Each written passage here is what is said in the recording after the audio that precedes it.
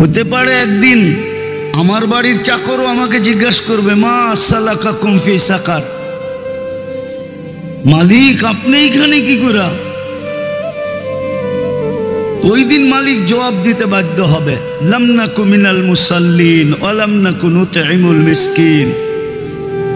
আল্লাহ ডাকতো, আওয়াজ কানে যাইতো, কিন্তু কর্ণপাত করা হতো না, অর্থাৎ নামাজ পড়তাম না।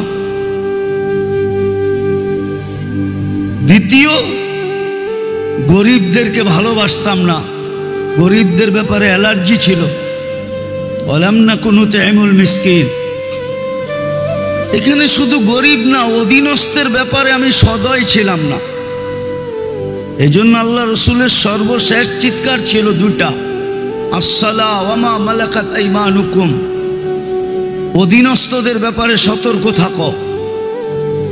তোমার অধীন আল্লাহ যাকে করে দিছে তার ব্যাপারে তুমি বড় সতর্ক থাকো, বড় সতর্ক, অধীনস্থদের ব্যাপারে সতর্ক থাকো। হতে পারে তোমার সতর্কতা তোমাকে জান্নাতে নিয়ে যাবে, আবার হতে পারে অসতর্কতার কারণে তোমার বাড়ির তোমার চাকর জিজ্ঞাসা করবে, মা সালাকাকুম ফি সাকার। এটা তো মানুষ।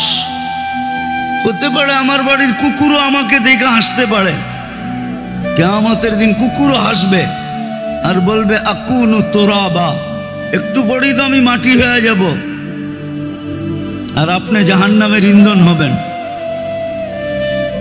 সত্য এটো। এই জন্য মানুষকে আল্লাহ সৃষ্টির ভিতরে সবচেয়ে বড় শ্রেষ্ঠত্ব এবং সবচেয়ে দামি হিসাবে তৈরি করছেন।